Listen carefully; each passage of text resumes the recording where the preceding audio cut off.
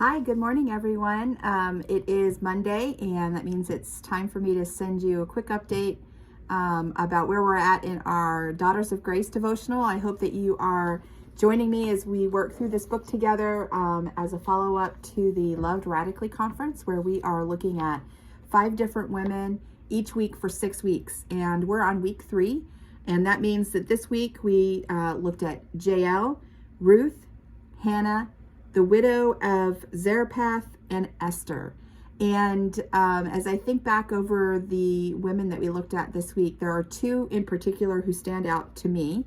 One is the story of Hannah. And I think the reason that she is so interesting to me, the devotional actually says this about her. Instead of living with bitterness, Hannah took her sorrow to the Lord. She poured out her heart to the Lord and promised him that if she was given a son, she would give him to the Lord for service all the days of his life.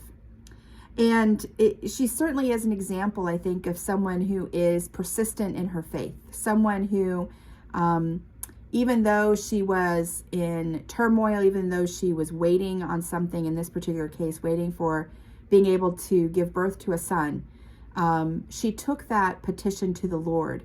And because of her faithfulness in doing that, we see how the Lord blessed her. And it's interesting as you look more closely at the story, and hope that you did this week, that Hannah's story doesn't just end with bringing her son Samuel to the temple, but in fact, she and her husband return to the temple year after year.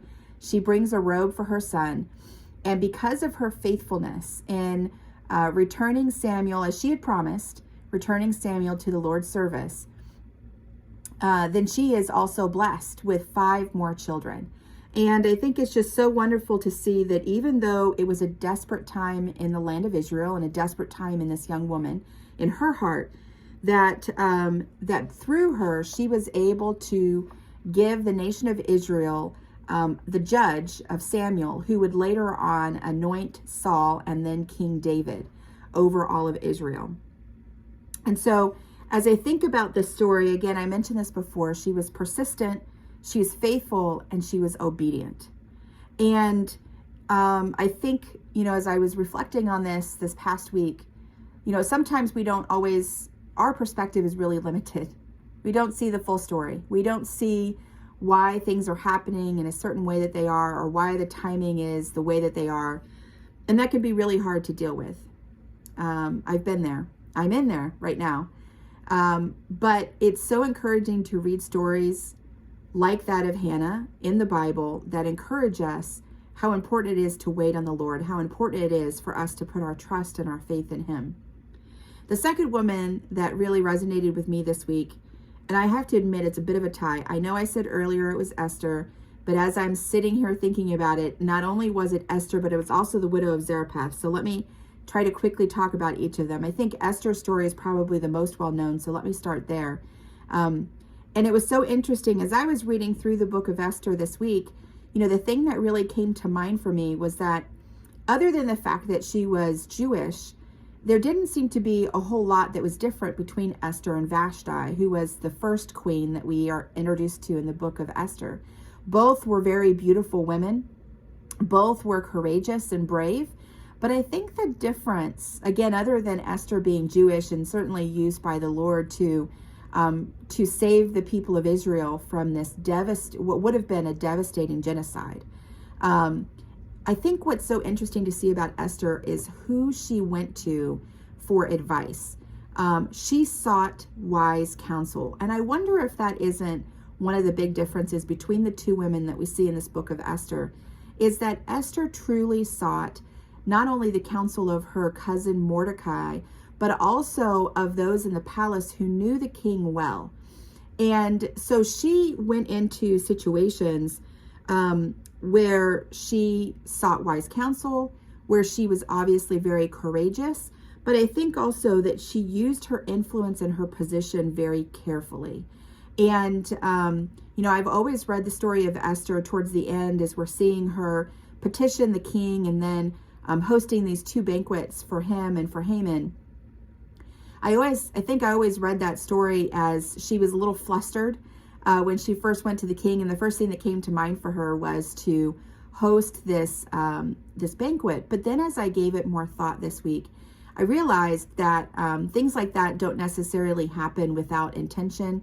That as we look through God's word, we can see fingerprints of how he is working and moving through our lives. And so as I thought about it, I realized that the timing just could not be anything other than what God would orchestrate. Because she gave the first banquet, that allowed enough time for the king to be sleepless, for the king to, for him to recall what was being done, what had been done by Mordecai to save his life. It brought into focus what it was that Haman had been doing and how he was setting up for Mordecai to be killed. And all of that, all of those circumstances coming together in such a perfect way could be nothing other than the Lord our God. And I just was loved being reminded of that. The last one, like I said, the Widow of Zarepath may be one that is less familiar to us. And so let me share a little bit about this story. The Widow of Zarepath, when the prophet Elijah comes to her, the land is a time of famine. In fact, at the beginning of 1 Kings chapter 17, we see that the prophet Elijah has gone to King Ahab and has said, because of the wickedness of the land, that there is going to be a famine for several years. And so then we see a story where Elijah is out in the wilderness and he's fed by ravens.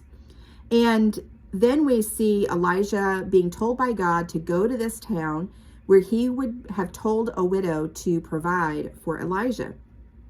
And it's a really cool story because when he arrives there, this woman is at a very desperate place. She is getting ready to cook a final meal for her and her son, and then she is fully expecting to die. But instead, Elijah tells her not to fear, to make a cake and a little for him as well. And that he says that God has told her that the jar of flour would never run out, nor would her jug of oil as long as there was famine in the land. So remember, again, at the beginning of the chapter, we see that Elijah has said this famine is going to go on for several years. So this wasn't something where God was promising this woman, a cup of flour and just a small flask of olive oil. It was something that was going to last for several years. She was obedient in that. She didn't have any reason, I don't think, other than to know that her only other choice was to cook this last meal. And so she was obedient and she was faithful. And that resulted in an enormous blessing to her, to her son, to Elijah. But again, I read a little bit further, and I hope you did too, in that chapter 17 of 1 Kings. What was so interesting about this story to me is that we see later that her son becomes very sick, and her son becomes very sick and dies. And what it made me think about was how purposeful the Lord is in his timing. Because Elijah was there, her son, who would have been the only person who would have taken care of her in her old age, her son was raised from the dead by Elijah. And if she hadn't been obedient to share that last meal with Elijah, she would not have had a prophet in her home. And she would have suffered devastation, if not at that point in time where she was again preparing that final meal. If they had continued to live in one way or another, and yet this circumstance still occurred in which her son became sick and was dead, she would have never experienced that later blessing of her son being brought back to life.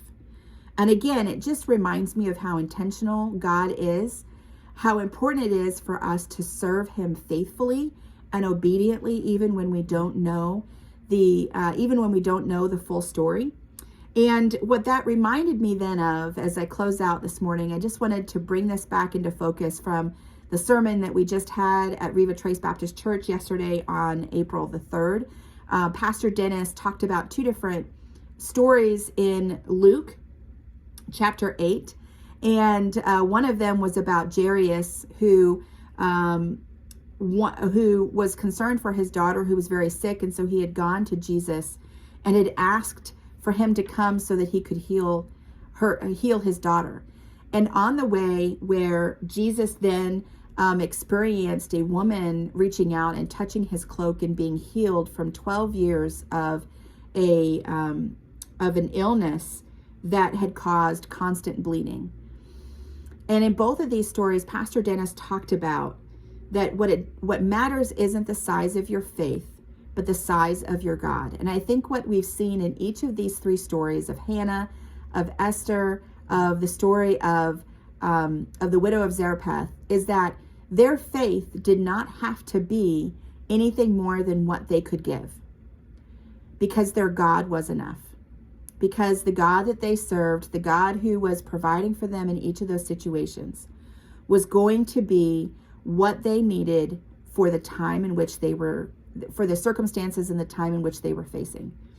And so Pastor Dennis talked about in these two stories, in Jairus, Jesus says to him, "Don't be afraid, just have faith," and she, Jairus' daughter, would be healed. Again, it was that faith that was the thing that was going to heal Jairus' daughter. We see the same thing said when that Dennis pointed out, of when the woman reached out and touched Jesus' cloak. It was because of her faith that she was made well, and Jesus said to her, "Go in peace." And so I hope that this is a encouragement to you as you start out your Monday, as you start out your week, that that sometimes it just takes just a little bit of faith, whatever the circumstances are that you're facing. Whether it is a crisis of fertility like Hannah, maybe it's an opportunity where you're facing really challenging situation at work, or maybe in a place where you volunteer, or in your home.